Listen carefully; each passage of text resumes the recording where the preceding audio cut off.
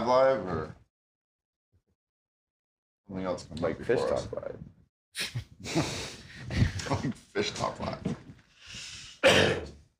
My bad, sorry. We're live. Nice to know. Welcome to the pregame show. Oh, Friday. Not Friday, Billy. It's Tuesday. You did so great last week. Fish Talk Live. Nobody said the F word for the first time on this show last week. At least yeah, that did happen. Welcome to the pregame show on Fish Talk Live right here at OKM Studios. Got a really special guest in the house. That's a fact. We're stoked about it. Absolutely. We're not going to get into too much right now. We're gonna dip into some different territories. That's a hint. It's a little hint for you. But for right now, let us know if you're logged on. Say hello. Put your location on there, and let's get everyone welcome to the show. So who's fished this weekend? Who fished? It's a hard one to say. It used to be who's fished this week, but who's fished this weekend? Or past week, whatever. Make sure you all get those photos submitted. It's too late now, so if you send a photo right now, it'll be on next week's episode. It'll be on next week's. But again, this is the pregame show on Fish Talk Live. We'll be getting into the actual show here shortly. Curious to see what everybody brought in this week. Me too. Billy, you went to a drag show, I heard. Yeah, the NHRA drag show. Whoa. I saw a bunch of... rednecks and drags. Yeah, topless cars. How was that? Where was it at? Gator Internationals up in Gainesville. Awesome event. What I understood, that weekend was actually the largest NHRA single-day event in history. Wow, too cool. Glad I missed the actual event and went to the pregame. Lots of those powers of the horses you're telling me. What'd you say those vehicles average? For top fuel, if I'm not mistaken, was right around 270 to 300 mile an hour in a whole 5 seconds. Yeah. Booming. Did you get any ideas for the airboat? Lots. Yeah, lots of ideas for the airboat. I'm down to burn 2 gallons a second. I don't know if you heard Sean, but he said 3 seconds is your record as well. Thanks, Sean. Howdy. Bobby from Richmond, Virginia. Howdy, How we doing? Howdy. Beverly Hills, California. Too cool. John, nice to see you. Tyler, my man. Tuning in. There it is. Mike. Wisconsin. The home of the cheese. Woo. What was that, Sean? It's a little cold up there. Yeah, we got some photos from Mike, too, doing that. It's got a nice white background. What's that white stuff called? Sand or beaches or? Seafoam? Seafoam? Somewhere. Snow. And ice. Florida. Beverly Hills, Florida. Yeah. I know, John. I'm just joking with you. Sounded good, though. Who else we got out there? Let us know where you're coming from. We are reaching on a new region this week with our special guest. So let's see if anybody is from that region. Loretta, good evening. Just a hint, it's not north of here.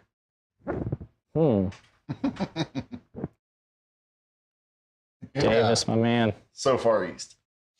Again, this is the pregame show at Fish Talk Live at OKM Studios. We're getting ready to get started with the show. We're just letting everyone get tuned in. Dana, hello. How are you? We're going to be giving away an awesome prize tonight. It's brand new to the market. Thanks to another special guest that we have. Yep. So be sure to share this live episode like it. in order to have your chance at winning. It's going to be a fun trivia question tonight. Me too. Because trust me, it stumped all of us today. This trivia stumped all of us. The best. Yeah. Scott, Tallahassee, I'll see you in Jayville in a couple days. What else we got out there? So who's the furthest away so far? Wisconsin. That's a hike. Yeah. Very long airboat ride. Very long airboat ride. You could probably get there by airboat, right through the Mississippi River and then split off on the Wisconsin River. Something of that nature. I mean, I could cross bridges. Maybe we can figure it out. I don't need water, per se. It'll last only so long. We need that Teddy Choupé money for gas, though, and then airboat. Yeah. Alrighty, guys. Again, this is the pregame show. We're getting ready to get started here any second, so make sure to tune in. Let us know who's out there, who's watching, who's been fishing, who wants to do some fish learning. And so we're going to learn some new things for playing in these new waters.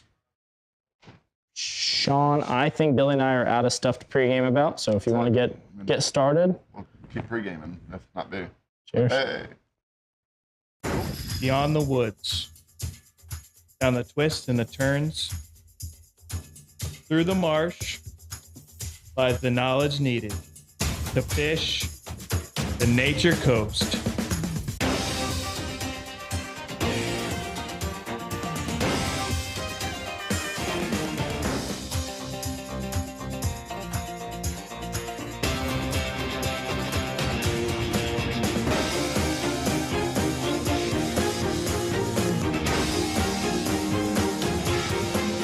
This is Fish Talk Live. That part would help. Alrighty, everyone. Welcome to Fish Talk Live. Oh, you got it right. Presented by The one and only. Phillips Auto Group. Awesome sponsors. You know, I said something a little bit about Phillips Auto Group last week about, helping my mom out. And I tell you what, Really man, good. they went above and beyond what I even knew from last week. Seriously. But they do that for all of their customers, their clients. Like that, When I go to upgrade my truck, right to Phillips I'm going. dude, that's just, that's exactly why, we wanted to partner up with them. And we know that they are fishermen at heart, but more importantly, they're good people at heart. Absolutely. All three locations. Check them out. Guys, thank you all very much for tuning in to Fish Talk Live. We have a very special guest. We have two very special guests, one in studio and one out of studio. So, Billy, why don't we introduce our special guest tonight that's going to be covering a very important region in our state. So we got Captain Ryan Harrington over there with Captain Mario Costello on the Ayinde Matthews State Farm casting couch. And they're going to be talking Tampa Bay fishing. Yes. That's something that we haven't really done. I fished there once in my life on a boat. Never dabbled in those waters before. It's intimidating. I can believe that. Very intimidating. I can believe that. It's not what I would expect it to be after hearing about it. Yeah. I mean, it's a lot of water. It's a lot of water. There's a lot of different bays. Yeah. But more importantly, I think they have more species there that you can go out and target than we actually have here. Oh yeah, with a shorter run. Shorter run, shorter run, and so we're going to learn all about that here shortly, Billy, and I'm really excited for this one. But before we do that, why don't we do a quick fishing report of the Nature Coast, Our area. and what we've seen, and how this cold front that came through. Yeah, we all thought in it was springtime. Yeah. It's What's not going on with springtime that? anymore. How it affected this area. So Drastically, actually. big time. I mean, Just from what I got. I actually had the pleasure today of fishing with Captain Teddy Shoup, which was a awesome experience. Really enjoyed it, and we brought we brought Ryan Harrington along with us, and it was Ryan's first time fishing in Ozello, so it was really cool, like seeing his reaction to the area and sharing stories and stuff. Such a great guy, had an awesome time. But hey, Ryan, real quick, what is from what you saw today, fishing in Ozello, what was a few things that you noticed that might have been kind of new to you about the area and, how we do things a little different than what you do back home? Yeah, I mean, that's a good question. And if you asked me anything about Ozello 3 weeks ago, I couldn't tell you the first thing about it. Go back 24 hours, same thing. I drove up here yesterday and was surprised how close it was to St. Pete, to be honest. Got up here in about an hour and a half, and next thing you know, I'm looking at a map. I'm like, wow, I'm pretty much Homosassa, Crystal River. I'm okay, and it's Ozello Keys. That's the biggest thing is coming up here. I thought it was going to be like Homosassa or Crystal River, like a river with some bushes on the sides and go fish. But this is Ozello Keys is like the Keys. I feel like I was almost in the Marquesas. Pretty cool area. Opened my eyes, to be honest. This is a really, really cool spot, 90 minutes north of Tampa Bay. Something I never knew was here, but I can guarantee I'll be back. We had a blast out there today. Awesome. That's awesome. I mean, Ryan, we had a blast fishing with you, man. Hoping to do it a lot more often. And next time, I definitely want to come down south towards your area in the Tampa Bay area after, you know, seeing all the stuff you post on social media and See what the differences truly are. yeah, it's pretty intense down there. So I'm really excited to learn about that. You know, before we go over to what everyone's waiting for with Captain Mario's fishing report, you know, about our area here, Billy, what did you see on the airboat today? And I'm specifically looking to change of the pressure system that we had come through. Oh, you yeah. know, that little bit of chillier water, the rain we had from yesterday. What was the biggest difference from what you saw Previous week. yes, to today? So my biggest difference is getting out there in that clear water, playing out there on our St. Martin's Reef. The amount of fish that moved out of that area overnight is pretty wild. The trout that I was seeing, not seeing a whole lot. I'm assuming everything's starting to hit the deeper channels again, just basically preparing on that pressure change and the temperature change. I did notice a lot more snook into the backwaters, playing back into the muddier waters, the shallow stuff where I like to take the airboat. Redfish, I saw a small handful of them, but nothing seemed to be in that true clear water like they were last week. It was definitely a drastic change. It's nice to see, actually. I mean, seeing the fish movement is always enjoyable. Absolutely. You know, and I say this, every cold front we get is the best thing for a fishery. Oh yeah. Makes the fish move. You know, it does give them a little bit of lockjaw. It does a bit of lockjaw. I mean, that's to be expected though. With that pressure change, those fish are going to feed just before, and they're going to kind of slack off until things start to level out again. Absolutely. The best advice I can give you all for fishing after a cold front is hire a guide. Because I got to admit, if Teddy and I didn't team up today, I would have been lost out there, Billy. Yeah, I could definitely believe it. I don't think I'd have done very well myself either. So, you know, it was a lot of fun coming right off the St. Martin's River.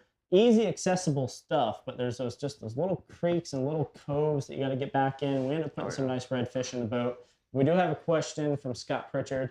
Question of the day, favorite lure for windy and turbid waters.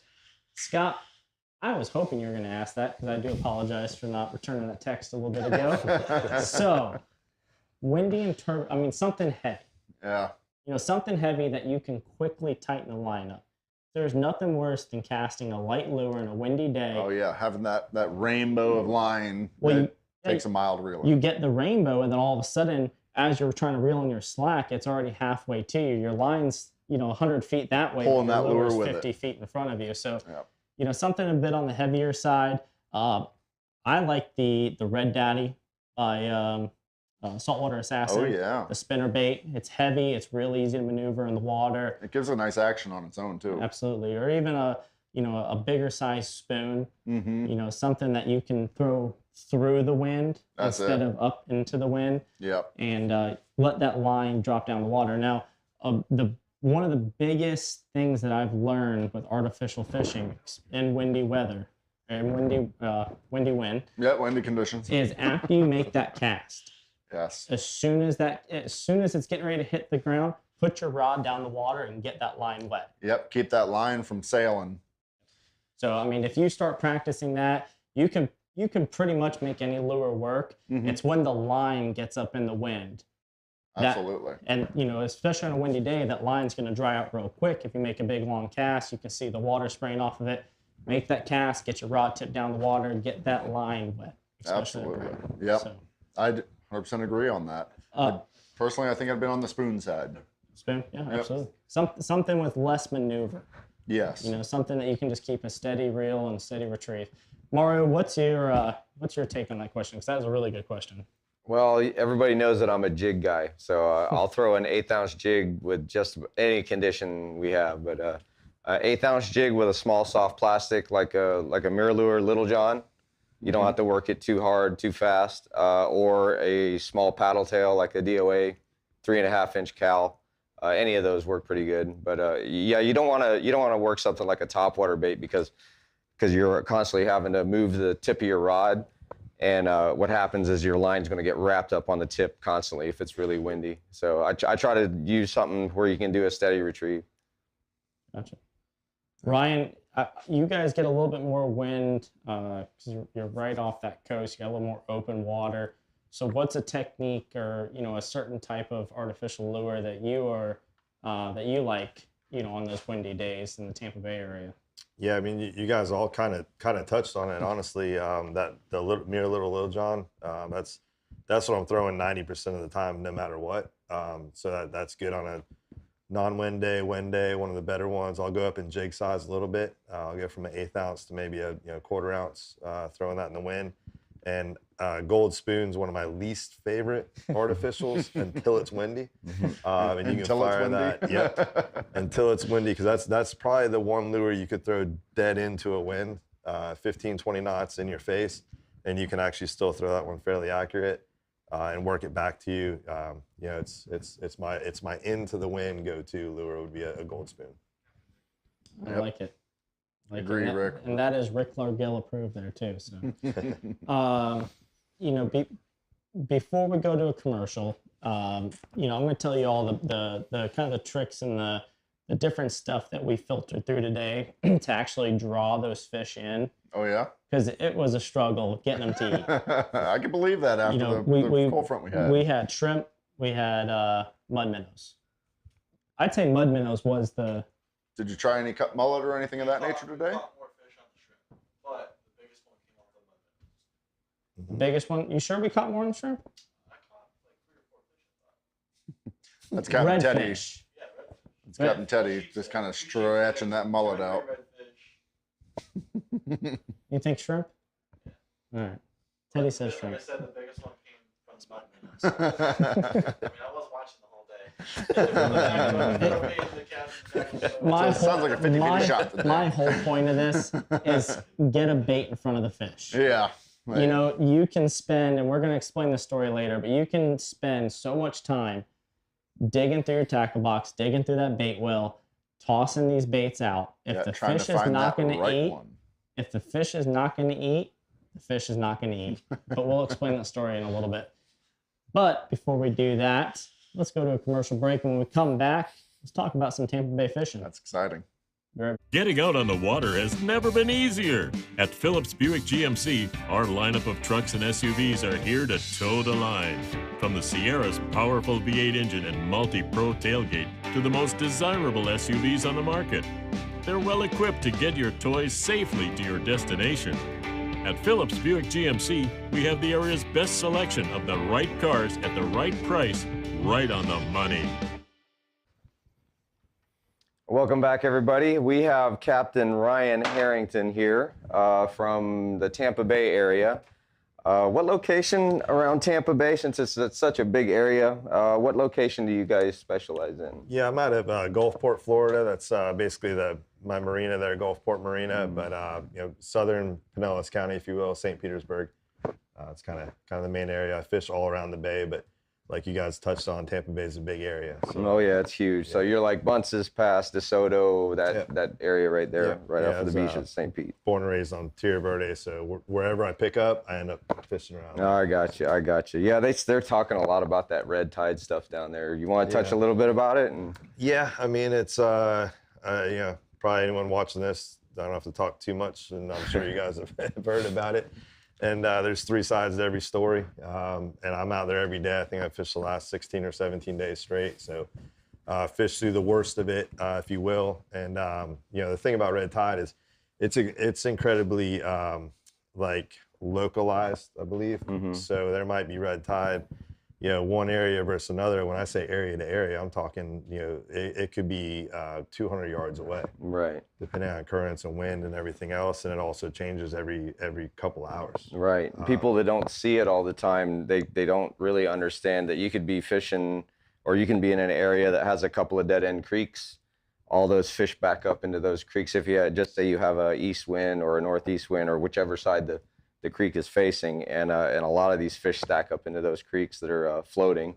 Right. Of course they're going to do that, but a lot of people don't understand that it might be just in the 1 or 2 creeks, and it might not be in the rest of the bay. Yeah, and every day last week, starting with maybe Friday or Saturday, every day throughout the week, I saw less and less dead fish. Mm-hmm. But dead fish doesn't correlate. If there's a floating dead fish, it doesn't mean it's good or bad water. Like fish could have floated from somewhere else. Right. Yeah. So it's a tricky, you know, subject that gets political and everything else. So, you know, I'm out there and I tell my clients, because they see it on the news, and a lot of them freak out and they say, hey, I don't know if I should fish. I don't think it's safe. And I'm hearing this on the news. You know, I'm out there living it every day.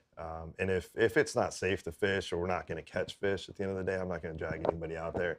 That's what I tell my clients. I'm like, I got money and time and expenses to go out in the morning, a couple hours before I pick up and catch bait. And I'm not going to go through that effort if I don't think it's going to be a good day. Right. So, if you get a chance to fish, you should go out and fish. Right? Yeah. And it might be bad. You know, I have 2 bay boats. They have oxygen in them for the live well. Right. So if we do run across the area that's got some red tide, I'll switch it right over to the oxygen. At least keep the bait alive and give us a chance to go somewhere else and catch Gotcha. fish. Yeah, that's a good thing. Yeah, there's a lot of changes around that area since, oh gosh, 15 years ago is the last time I've been down there. But talk to me about how the landscape's changed, how the fishing's changed, and everything. Sure. Yeah, we briefly touched on that before we went on the air here, and it was kind of cool. You know, that you fished down there back in the day, and you brought up Bunce's Pass. That's literally from where I was born and raised. I could look at Bunce's Pass. Yeah, born and raised there on Tierra Verde. And for those of you guys who don't know, Bunce's Pass basically it's a sandbar. So you got Fort DeSoto, a big national park. You have Shell Island. So Bunce's Pass would be like any of the channels, if you will, up here. It's a main thoroughfare, a main pass down there. One trick down there, if you see a pass that doesn't have channel markers, it doesn't mean that you can't go in and out. It means that sand shifts so quickly that they can't really, if they put a channel marker. Nothing's permanent. Yeah. Right. So Bunce's Pass has been there forever. But since you've been down there, we kind of touched on it. If it's been that many years ago, I remember as a kid, the Shell Island area, which is a barrier island, a sandbar. When I was a kid, it was by a sandbar. I mean, it was literally water and sand, period. Then it turned into a party island, got a little bit bigger and bigger with some shifting sands. There was a couple inlets that went in there. Nowadays, if I took you back there tomorrow, you wouldn't even recognize it. Wouldn't even recognize it. I remember it when it was a party island. Yeah, so some of the passes closed in, and then Hurricane Irma came through 2018. That actually blew a pass in, so we call it Irma Pass. Right. That was in 2018, and it was kind of cool seeing the progression of that. When the hurricane came through, I didn't want to be on the boat the next day, but a couple of days after, I kind of took a slow ride to see the damage or what was there or not there, and that's when I first noticed that pass. And it went from a little pass to maybe get a jet ski through, all the way to, it was 15 or 20 foot deep in a couple months. Wow. And then it's changed 3 or 4 times in the last 3 years, and it's almost about closed in again. Yeah, I don't think I'd recognize it if I go down there anymore. But it's cool because it changes the currents just no matter where you're fishing. This area there, we're fishing moving water. So that moving water there, as those passes open and close, changes the whole ball game. I got you. So what do you guys normally target down in that area? You said you're around that Bunce's Pass area. What's your normal everyday charter look like? Yeah, so like 12 months a year we have real good snook, trout, and redfish. There's obviously better months than others, but 12 months a year I can close to guarantee a snook, trout, and redfish at least. So those are our three main targets. We get flounder here and there, and then we get a lot of the pelagics are close enough for us. So, obviously the tarpon run is huge for us, but there's triple tail, kingfish. We have a really good shallow water grouper fishery, which is cool because you guys up here are known for it. Right. And I was talking to Gary a little bit, so we both say it's shallow water grouper, but it's a little bit different. And Gary and I were talking about, you guys are up in, Gary was saying, like skinny stuff. Oh yeah, it's less than 10 feet. Yeah. So and I have a few of those, but I'm also fishing like sunken boats. Oh, gotcha. When I say rock piles, it's some kind of artificial thing. Right. So your shallow is just say from 15 to 35, 40 feet. Yeah. Its shallowest we'll get is 8 to 10 foot here and there. So that's good. Occasional, but different fisheries. So we're both calling it shallow water grouper fishing. A little bit different. Right. We throw a lot of plugs at them here. So yeah, it wouldn't be worth doing that. A little bit too deep and too far, but that area has changed quite a bit. I'd like to go and see it one of these days, but you guys are primarily throwing bait, artificials, a little 50-50. Yeah, if it's just me, fun fishing by myself, I enjoy throwing artificials, which today opened my eyes though, because we're truly sight fishing. When I say I'm fishing by myself in Tampa Bay or having fun, I'm throwing artificials, I'm still somewhat blind casting. Gotcha, I'm in a general zone. today we're seeing the eyeballs of the fish we're trying to catch. So it was cool doing that. But for charters, a white bait, which I believe up here you guys call them pilchards. Yeah, pilchards. I know them as white bait. Yeah, thread fins. I think it depends where you are in the state. It's a minnow, a pilchard, it's a scaled sardine, but I don't think anybody calls it a scaled sardine. Right. Well, that's good. Let's see. You're doing charters probably 150, 200 days a year, I would assume. So I'm pretty versatile. I'm actually in the water about 300 to 310 days a year. Yeah, you run a commercial boat also? Yeah, so I got a commercial stonecrop business this year, and then typically I'm in Costa Rica in the wintertime. Okay. January, Yeah. So a lot of my sponsors and people are like they can't pinpoint. Like, so what do you do? I'm like, man, I'm 6 inches of water to 600 fathoms. Yeah. See, I'm trying to pinpoint what you do now too. So I do as much bill fishing as I do. That's perfect, man. That's great. Inshore. And to be honest, being on the water like 300 days a year. Yeah. As much as I love fishing, and I love different aspects of fishing, if I did one of those for 300 days a year, I'd burn out in a year or two. So like my tarpon season, I'll run probably 85 days straight this year without a day off. So I grind it, and about that 84th day, I get sick of it. Oh yeah. And then boom, my mind's right back on blue marlin. We do marlin tournaments in July. Then it gets back to inshore fishing in Tampa Bay. So I'm constantly looking for the next season. It keeps it fresh. Keeps it going. It's kind of like us with scallop season. I remember my first year, I did 72 scallop trips in a row, and it was, oh my gosh, I was done. I was ready to call it quits. Yep. But pretty much it's good to be Captain Ryan Harrington, isn't it? You have a pretty good life, I'm telling you. It doesn't suck. No, it does not suck. Well, it's good. It was good talking to you, and I hope everybody out there enjoyed it. But I appreciate it, and hopefully we'll see each other again soon. Yeah, for sure. Real quick, Ryan, if somebody wants to book a charter, which after just spending the day with you, I highly recommend doing this. Not just hearing about that awesome fishery down there, but just getting to hang out with this guy. So, I want to go to Costa Rica with him. Yeah. Well, that's why I'm hyping him up right now. There you go. Yeah. But if somebody wants to book a charter with you, Ryan, how do they do so?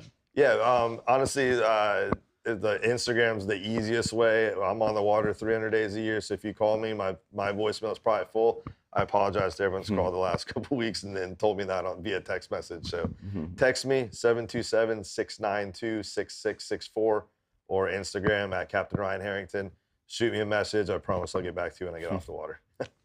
Just I don't check voicemails. No calls, no voicemails. All right, perfect.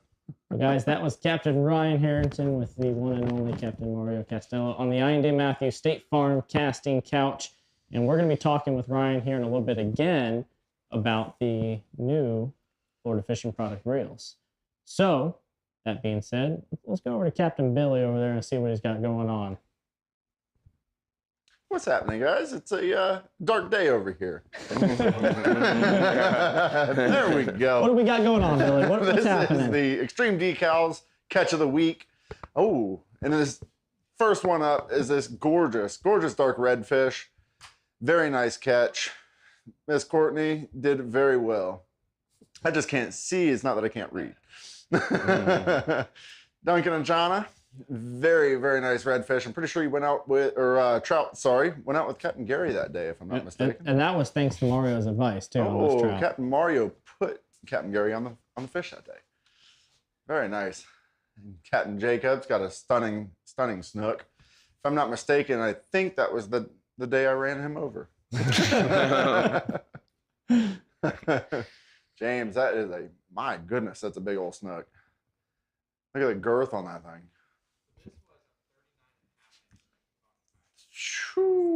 39 and a half inch. 39.5-inch snook on kayak. Very, very nice fished. Always nice to see. Looked like it was on a solo skiff of some sort. Miss Jessica got a bright redfish. Gorgeous. Always doing well on the fish. Miss Laura wins a lot. Got herself, I'm pretty sure I read that was a PB red. Personal best. Up in the Swanee area, I think? Yeah, fishing north of here. Very nice. Nice. Captain Mario putting them on the redfish. That's a That was the last fish of the day. Gorgeous. Yeah. Looks like the sun was just about to set, just judging off the scales on that redfish. It was a half day. There's another one. Yeah, nice little cob reb. Those ones taste the best. Captain Matt Klettner, he had a very nice day out there with a good family out there catching a lot of black drum, sheep's head. They did good that day. Nice to see. And that looks cold. It's a weird looking trout. That looks very cold. Very nice. If I'm not mistaken, that would be a pipe. What is that? It starts with a Z. Yeah, it starts with a Z. Very nice northern pike. And that one looks to be a walleye. I am not familiar with those fish or the background.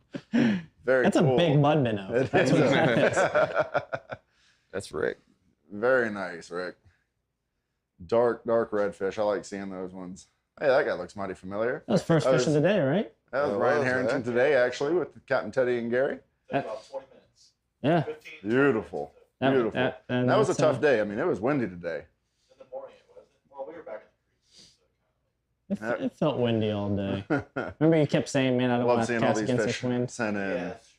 Look Keep at it that up. pretty reel. Oh, yeah. I want to learn more about that. How do we learn more about that? My Real. teeth still hurt for that It, picture. it sounds aggressive. Very nice. We'll be right back.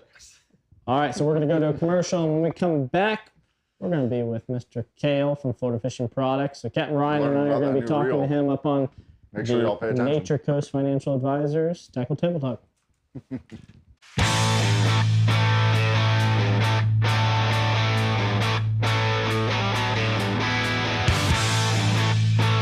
Hey, Gary, what you doing? Oh, just going through the book, looking at some dash panels.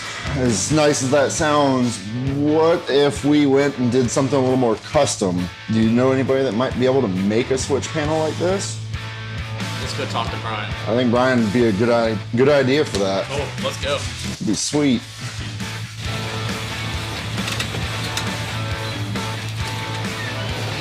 Oh, Brian. Hey, man. What's up, brother? I got a cardboard cutout. Can you make it into something for me? Absolutely, let's do it. All right.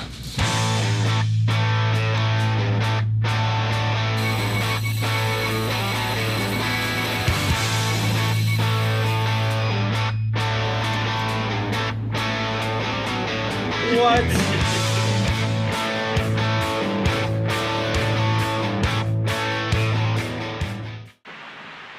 This is our dash panel complete. Just wanted to throw a huge shout out to Brian up there at Extreme Decalz. Nailed it. This is exactly what I had envisioned when I drew literally a cardboard cutout for this to become a true dash piece and showpiece at the same time. Thank you very much, Brian. I'm super stoked to see this thing on the water. Oh, there it is.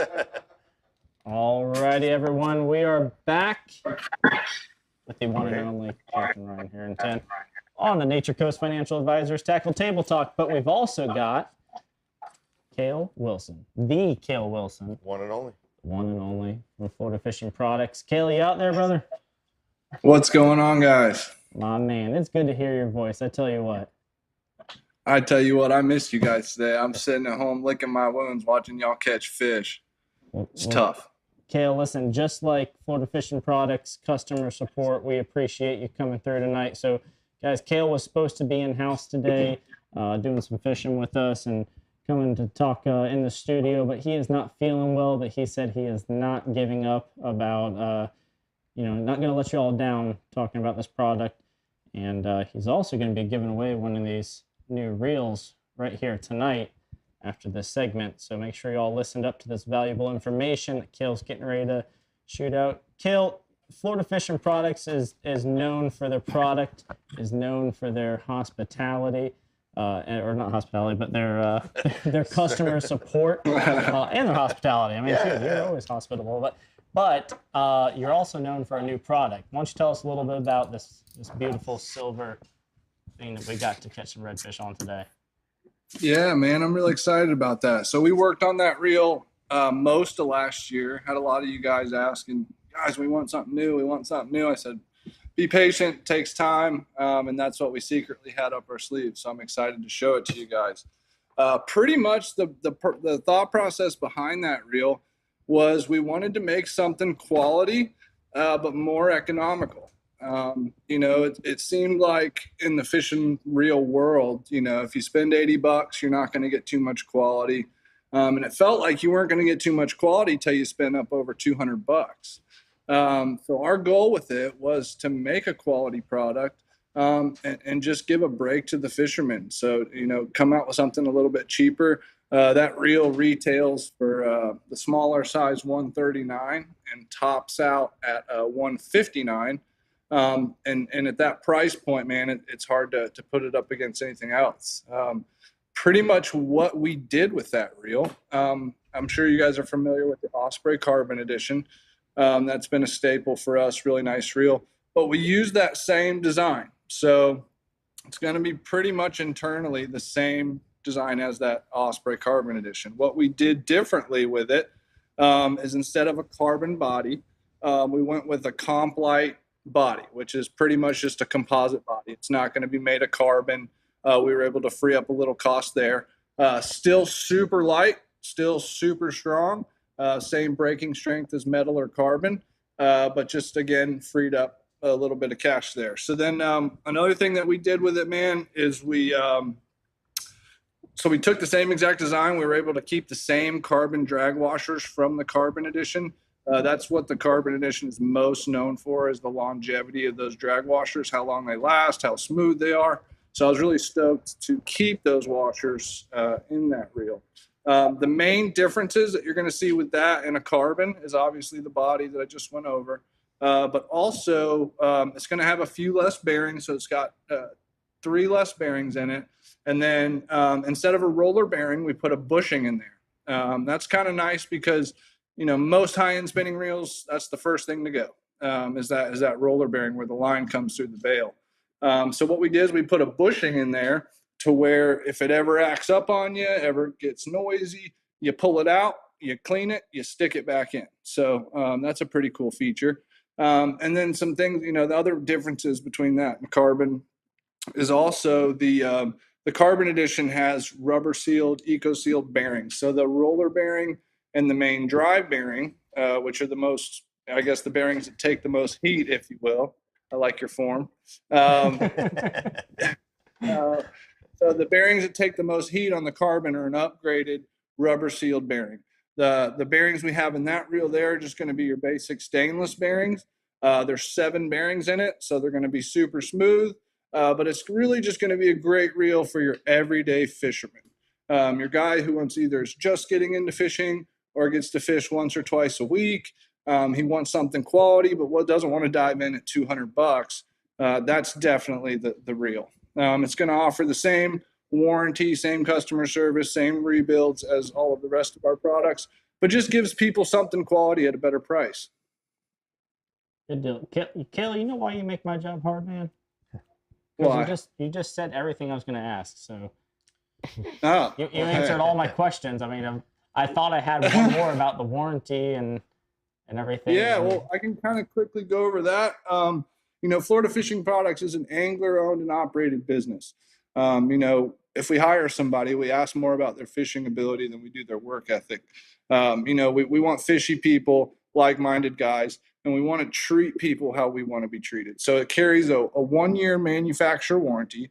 So if anything's defective, anything happens, it should cover it for you. And then another really cool thing is after a year, it's still going to carry the lifetime $43 rebuild. So for $43, we'll cover shipping both ways, parts and labor on a full rebuild. So even if your reel's functional, it's just been worked hard, you've had it for a few years, you want to give it some love, send it to us, $40, and we'll have it feeling new again for you. Yeah, and Kale, I was over there, last week seeing you. I'm lucky enough they're local in Tampa, so drove over, and I've been with Florida Fishing Products since day one, or even before day one, I think. Back with Todd. Yeah.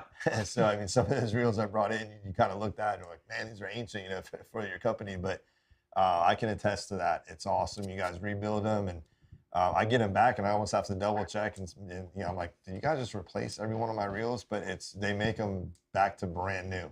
There'll be a little tiny nick here and there, so I know it is the same reel. But again, for that $43 when you rebuild them, I swear y'all, it looks like you guys are sending me new reels and gets me back on the water right away. So, You know, Billy's watched me grown from start to now in my guiding career.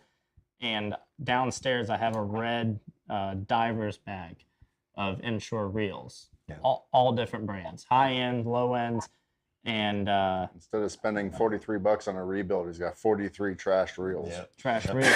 These are not Florida fishing product reels. They are not Florida fishing product reels, My but whole point to this every is, other you can imagine. is the customer service is actually what led me to Florida fishing products. You know, from people like yourself, I've heard such great things, and just getting to know Cale, it was a no-brainer. You know, even if the product wasn't what it was, just the customer service alone is worth it to me. But the product backs itself up. You know, I would go through, you know, I would buy 6 reels that somebody, you know, told me about that I should try, and they would go right to that red bag, and they're like, well, you know, one reel breaks doesn't mean no, all 6 of them. You know, if one reel breaks, you're right. You know, but then the customer service needs to kick in from there. So I'd go through reel after reel after reel, and then finally, Florida Fishing Products, you know, came into my life. And, you know, you talk to a person. You don't talk to a machine. You don't talk to somebody that's on a different time zone than you. You talk to a real person, and they help you out. So, you know, Cale, I got a quick question for you. I talked to a lot of guides in the area, obviously. And, you know, when I start talking reels, they tell me, and I talk about, you know, I've had these Florida Fishing Product reels, these carbon editions, especially for a year and a half now, and I'm still on the same original ones without any service or anything. And they said, well, you know, we went through them in the very beginning, and we weren't a fan. And I said, well, how long ago was that? Oh, it was right when they came out. You know, we thought a Florida-based company was awesome, so we want to try it out. But I can tell there's a difference between the first gens and where you all are at now. What is that difference? The bald spot on my head. No, man. You know, when we first started, you know, it was Ty and Tim, just 2 guys who really looked around the fishing industry, saw that there were no angler-owned and operated companies, kind of dealt with the same problems that you guys dealt with the old bucket of reels in the garage. And so when we first started, you know, it was young guys, you know, and we had some manufacturing problems. We're definitely honest about that. It was a first edition product. And what we quickly learned is, like, we would go into tackle shops. They would tell us to pound sand. We were new, you know, they were these young kids kind of sell us a new fishing reel, you know? So, at that point, we weren't going to take no for an answer. So we went to guys like Ryan Harrington, a guy who's on the water 300 days a year and is going to very quickly point out what's wrong with our products. And we didn't know, you know, we thought we had a good design. We liked them. And so, you know, through that feedback, we were able to tweak and change and tweak and change and really try to get them to where they are today. You know, there is a small crowd of guys who have a bad taste in their mouth from that first year and a half. And we were working out a lot of the kinks. A lot of the problem we had there was, you know, it's hard to fix a reel if you don't know there's a problem. So, you know, a lot of the guys didn't reach out to us. They didn't, you know, it wasn't their problem. It was just kind of like they didn't really understand where we were, who we were. And so we never really got the opportunity to fix them because we did want to make it right. But there were some inherent problems with those first couple of orders, you know, from order to order, some were better than others. A lot of time it was weird. It was like one guy's had a reel, says the best reel he's ever used. One guy's like, hey, dude, it blew up, you know, and he was pretty bummed. So it was a matter of tightening up manufacturing, you know, just fixing some of the hiccups that we had in our design. And that took time. You know, we're blatantly honest about that. So, you know, it's some things that we did to kind of take a step forward, make a better product, extend better customer service, is pretty much we worked on manufacturing. We wanted to make sure that all the products were the same and that we were putting out a very quality product. We hired a full-time reel tech, which is cool. So that's the guy who does all the service work for you guys. Anybody that sends in a reel is going to be worked on by Kenny, our reel tech. And then another thing we did is we brought all the parts in stock, which is cool. You know, if it's something super easy that you guys can fix, we keep all the parts there. But it just took time and knowledge in the industry and how spinning reels work. there's a reason why there's only like 5 spinning reel companies, because most people don't want to deal with something that has that many moving parts. It's tough. So, we weren't going to take no for an answer. We tried to make it right for anybody who had an issue. But man, we appreciate the guys who had supported us through it, like Ryan Harrington and a handful of other Tampa Bay guides, because without them, we wouldn't have the good product that we have today. But yeah, it took time and feedback and design changes, but we're really proud of hanging in there and not letting it defeat us. You know what I mean? Yeah, and you guys have definitely come. Like I said, I was there day one, or previous to day one, and those first reels, it was trial and error. One thing I loved about you guys going back to day one was when there was a problem. I was honest. I didn't publicly bash the reels, but I sent them back and said, look, this is wrong, this is wrong, and this is wrong. And it was the weak points that when you guys sent me back some other reels, you said, hey, try these on the second generation. All the problems I pointed out to a pinpoint were fixed.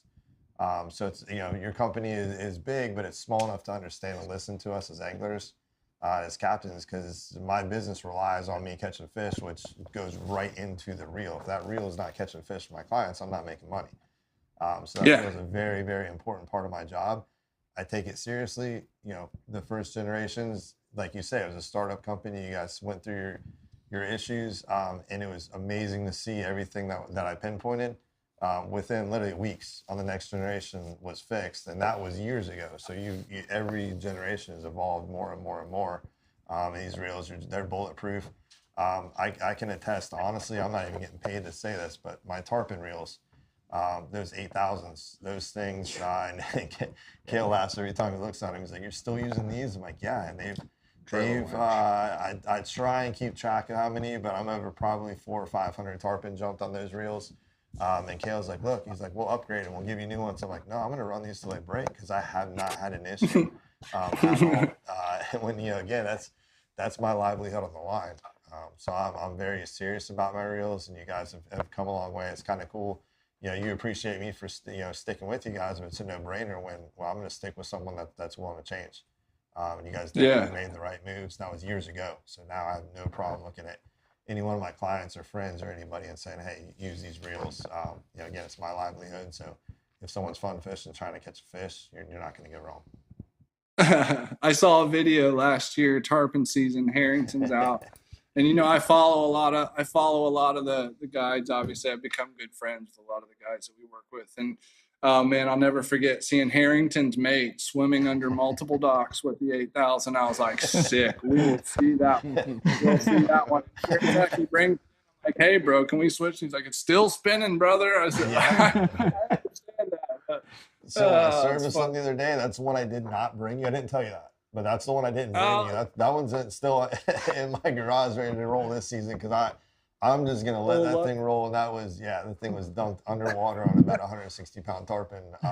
Not what you're supposed to do with the reel. Like, don't treat them like that, but I want to see how long that thing will roll.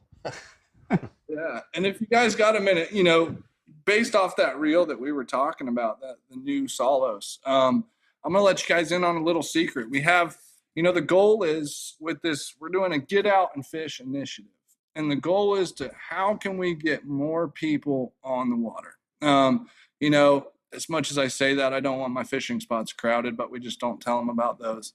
But anyways, the goal with the get out and fish, initiative is to create a line of more economical products to help people get out and fish with something quality. We think if we make a good product at a good price point, it's going to incentivize more people getting out there to fish. Between us, we got some exciting stuff coming this year. We're going to have 2 new models coming out. So we have the Solos that just came out. We got something really sick that's going to drop at ICAST. And then after ICAST, probably beginning of 24, it's still kind of up in the air, we'll have a 3rd reel come out. And the goal is to have a simple set of 3 reels, your most economical, your middle range, and then your high end. But yeah, we got some cool stuff in the works. That's awesome. Awesome. Well, Kale, man, thank you for everything. And like I preach on a daily basis, the company is only good as the people that are behind it. You guys are great people. So it's a great company. It's a great product. We thank you all for the support as well. Anytime that we have a not-for-profit fundraiser, fishing tournament, whatever it may be, you guys are always the first ones to respond. And, you know, that means a lot about, you know, who y'all are. So we really appreciate everything. And I can't wait to see what the future holds. yeah. Seriously. We're excited, guys. And you know, we try to be a partner, not a vendor, you know, and you guys have small businesses in your own right. You know, if we can help each other out to reach a common goal, man, that's what it's all about. Love it. Very cool. Okay, well, thank you again for everything, guys. I encourage you all to try these reels out. Somebody's going to get to this week. They're top notch. Speaking of, I was talking, you know, how Florida Fishing Products supports our not-for-profit tournaments around here and everything. Ryan, do you do much kayak fishing? So I did before I guided. I actually had a kayak for like maybe a year. Had one, and it was always like it was my stepping stone to get a boat. And like, man, I can't wait to get on a boat. You know, I'm fishing this kayak. Like, I can't wait. I look back and I learned a lot, and I caught a lot of fish in that kayak, and I think I learned a lot. In a boat, it's very easy to crank that key and go to the next spot.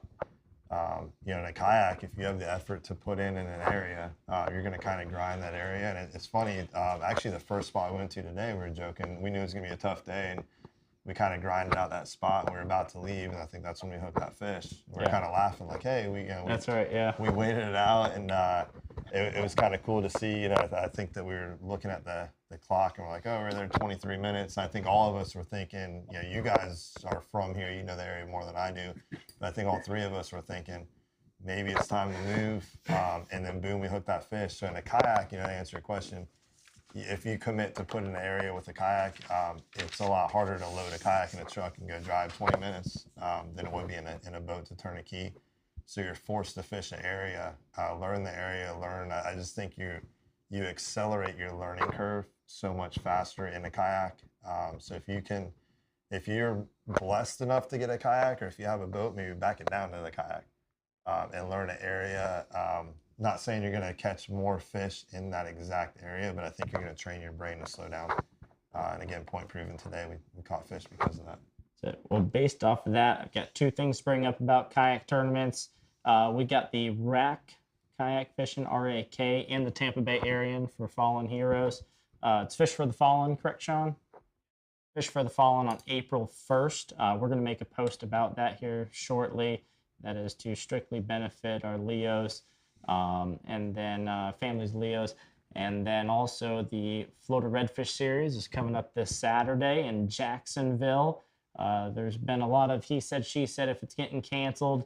If you are afraid to fish that tournament in a little bit of rain, then you probably should not be fishing any tournament. So it's as of right now, it's a little bit of tournament or a little bit of fish, a little bit of rain that they're calling for, a little bit of wind. It's the same advantage for everybody. Nothing is canceled, and it's also Florida, so it's probably going to change here in 30 minutes, the weather report. But we might talk about that later, too. Today was 0 chance of rain at all. High pressure, slow fishing. That rain, turn them on. Yeah. Deal with the rain, catch fish. Yeah, that's it. That's it. And then about our fishing chart. Now, are we asking the question first, Sean? The secret question?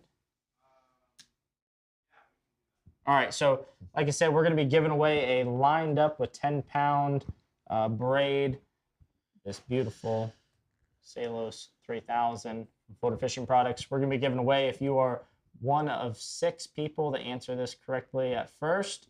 There's Captain Jeff Page, another Tampa Bay legend right there, man. If you answer this next question first, if you're one of 6 to answer it first, then you're going to get added to a chance to win this reel. In this video, we're getting ready to display what type of fish were Teddy, Ryan, and I chasing our tails on today. Watch closely. Watch very closely.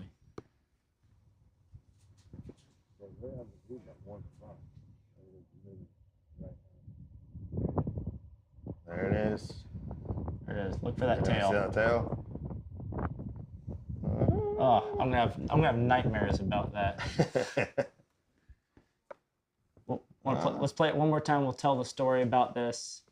So the first 6 people to answer what type of fish this is specifically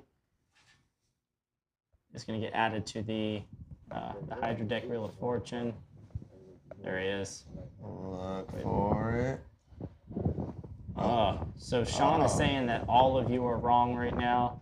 Because Waving at you. Teddy, Ryan, and I were wrong for about an hour and a half. I probably agree with every one of those wrong answers right now.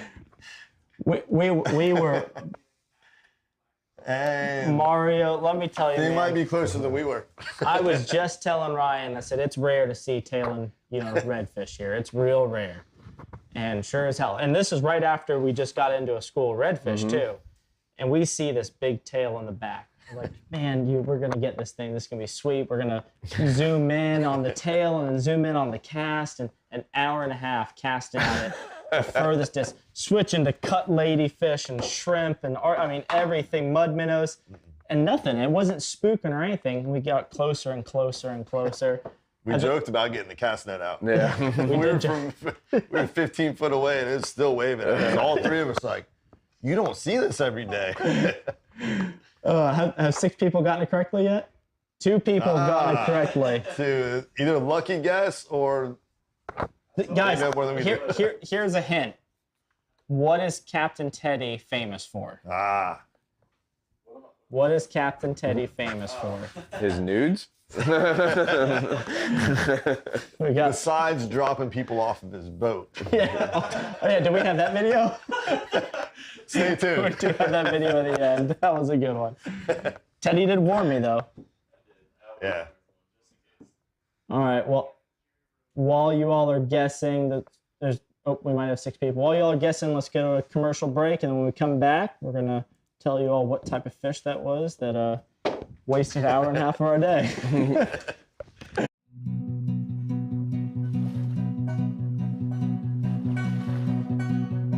Vagabond dreaming takes me through the night, sipping whiskey by the river, living out of sight. 100 miles an hour in the fast lane,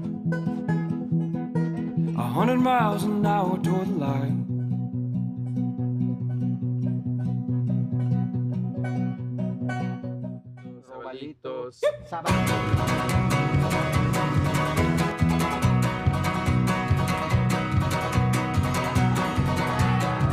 Anymore when the sun does come, 100 miles an hour in the fast lane, 100 miles an hour in the fast lane, 100 miles an hour till I'm done.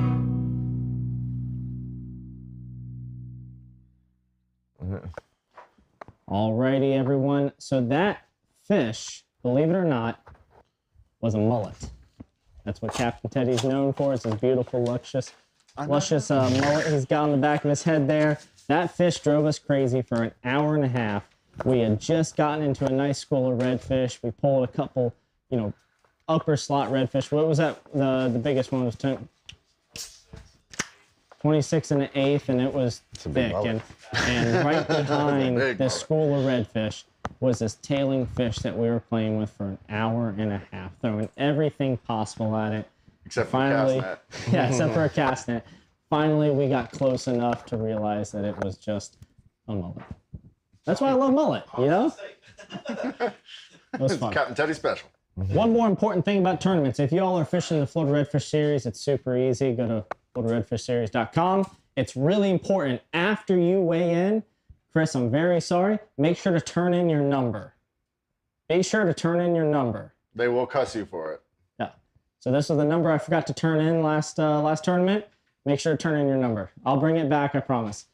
Let's go over to Captain Billy and Captain Mario over there at the Hydro Deck at Extreme Decalz Reel of Fortune. Yes, she was. Gotcha. All right, Captain Mario, you want to give that thing a good spin? And, Sure. Doesn't matter which way I spin it. Up, down, left, right? Down. Down. Yep, let's go All right, down. Here we go. I'm going for shrimp. You got Man, it. Shrimp. Tyler Jacobs. Tyler. Tyler Jacobs. Tyler Jacobs. There. Taking home a brand new Florida fishing products, Ozello's reel. That's a top runner in the Florida Redfish Series Team of the Year right now. Yes. Well, you got a new reel for the series. Oh, There you go. Oh. All right. Alrighty, everyone. Thank you all very much for watching Fish Talk Live, officially on Tuesdays, not Fridays, Billy. Yeah. We'll see you here next Tuesday as we're going to be talking about more cool stuff, and we're going to be touching on a more full fishing report of the area.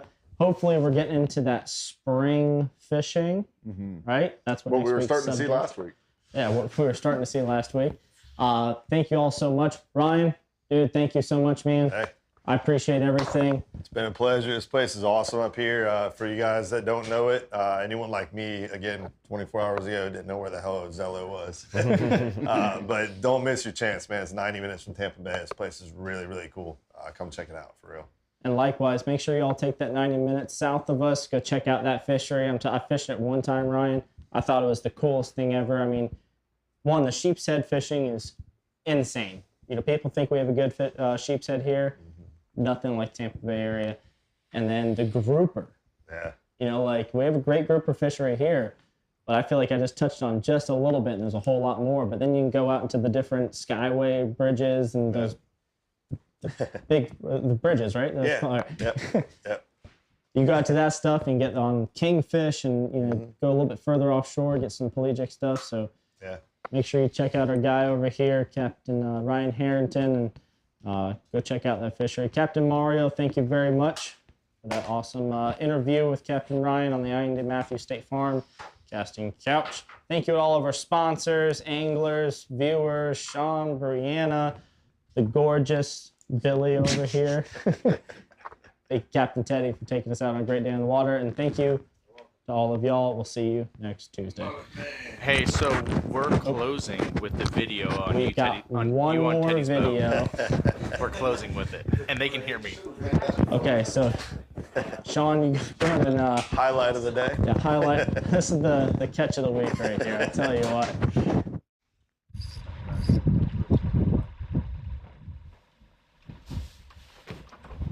Damn. You all right? Oh, I'm good. I told you to be careful. Is that GoPro on? Yeah. That's bad right there. Oh, that was better than catching a fish.